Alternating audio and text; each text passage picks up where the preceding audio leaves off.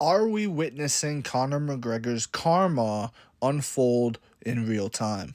Let's remember how this man rose to fame. It was not just the fantastic performances in the octagon that pushed him over the top. It was the disrespect. It was the antics. It was the way he treated fighters outside of the cage. Whether it was who the F is that guy to Jeremy Stevens, whether it was the disrespect of Jose Aldo. I mean, look at this picture, man. Stealing the guy's belt. Nobody has disrespected Aldo before this fight or since, because Aldo is a respected pillar of legacy in the MMA community, and Conor didn't care about any of that. He didn't care about your respect. He didn't care about none of that. He came here to take over, not to take part. You get me? And Conor did exactly that. He took over the game, but at what cost? Predicting it right now, Jake Paul versus Conor McGregor will happen, and Jake Paul will knock out Conor McGregor. And I think it's laughable that people think Conor even stands a chance against Jake Paul in a boxing match. I think it's actually crazy that people think this way, but it is what it is. The reason for this prediction is I believe Conor McGregor will continue to go down this downward spiral that he's been going down ever since the Floyd Mayweather fight. That was when it initially happened. Conor McGregor got stopped by a smaller, older version of Floyd Mayweather that wasn't even known for stopping people, okay? And you can't tell me that didn't take a big hit on Conor McGregor's ego. I think he went in there and actually talked himself into beating Floyd Mayweather. The mind will do some crazy Simone Biles level gymnastics if you really allow it to. Floyd Mayweather was not only smaller than Conor McGregor, but he was older than Conor McGregor, and Floyd Mayweather does not have a reputation, especially at this stage in his career when he took the McGregor fight, of stopping people. There is no doubt in my mind that this fight took a huge mental toll on Conor McGregor, as it was a big pill for his pride and ego to swallow. This is Conor McGregor from the Max Holloway fight. Please, I implore you to go back and watch this fight if you never did, and just look at the way Conor moved, man. Look at the way Conor McGregor kicked. Look at the variation of kicks that he would throw. Look at the way he would set up the left hand from the kicks. There's a great breakdown on Conor McGregor's style by Jack Slack. It's called Ringcraft. Conor McGregor, Jack Slack. Just YouTube it, and you'll see what I'm talking about. And it is just it's night and day difference to what we have now with Conor. We all know the new version of Conor McGregor that is not as flowy, not as bouncy as you could see the before and after. Right here's a still image, right? So he looks flat-footed. I mean, not really, right? One foot is on its toes. And that's what he was the whole fight, man. He would just lunge in and out with great footwork, bouncing, flowing, prioritize movement. Remember Ito Portal? Remember when he was doing the movement training and everything? I think Conor should have never strayed away from that. Conor should have stuck with that, and Conor should have never took the Floyd Mayweather fight.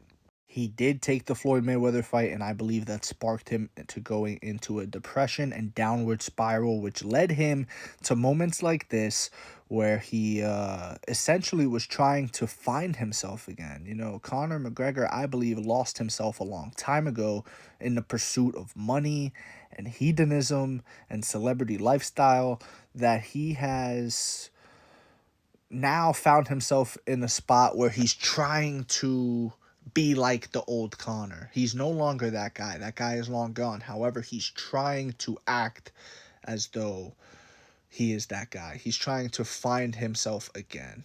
The Floyd loss left a hole in Conor that he tried to fill with the whiskey, with the partying, with the celebrities lifestyle. He lost something of himself that night when he decided to compromise himself for the check, right? He kind of sold out. He hoarded himself out, and he paid the price, ultimately losing this major career-defining, legacy-defining fight to Khabib Nurmagomedov. You know, this is no different than Muhammad Ali versus Joe Frazier, Muhammad Ali versus George Foreman. This was a huge legacy-defining fight for Conor McGregor. And yes, Conor had some great moments prior, right? The Eddie Alvarez win, the Jose Aldo win, incredible. But this was Conor McGregor, who was thought to be one of the better lightweights in the division, versus Khabib, who was also thought to be the best to one of the better lightweights. And we were going to see who was going to win. We had the best striker versus the best grappler. What's going to happen? And while Conor did better than Justin Gaethje, sure, he did better than uh, Dustin Poirier. He did better than all these other guys that Khabib fought. For the most part, that doesn't mean anything, guys. He still lost. He still got thoroughly outclassed by Khabib.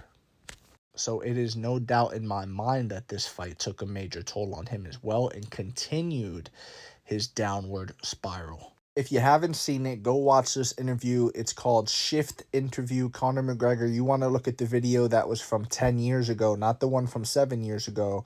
And there's a part in it where Conor says, well, the interviewer says, "Oh, look, it's the Hollywood Walk of Fame." To which Conor goes, "Oh, wow, really? It's the Walk of Fame? Yeah, that's the Walk of Fame? I couldn't give a fuck about the Hall of Fame. Yeah, I couldn't give a bollocks about it. Yeah, I'm not looking to get my name on the Hollywood Walk of Fame. Yeah." And this is what he was saying back then. This was his mindset. He was all driven and focused and tunnel vision on winning a UFC championship and becoming double champion and becoming like Bruce Lee, an icon in sports and an icon in martial arts. But then you fast forward years later, and here he is at the VMAs amongst those Hollywood people in a pink suit. You know what I mean? Just acting a fool. Which leaves me with the question, are we witnessing Conor McGregor's karma in real time? Are we witnessing a cautionary tale unfold in front of us, essentially a warning to young fighters everywhere, and not just fighters, man. You could take a lesson from this if you're an entrepreneur. Like, it doesn't matter. Just the lesson here is, do not become infatuated with money and do not chase a life of hedonism, because it's very possible to end up like this, man. It's very possible to end up like Conor McGregor. And I don't think many people want to end up like Conor McGregor anymore. There was one point in time where Conor was the man. There was a point in time where he could kind of do no wrong, but over time, he has washed that legacy away. Let me know what you think in the comment section below. Whether you agree with me, disagree with me, it does not matter. Just join the discussion, follow for more, and leave a like if you enjoyed the time spent. Thank you. You are all appreciated.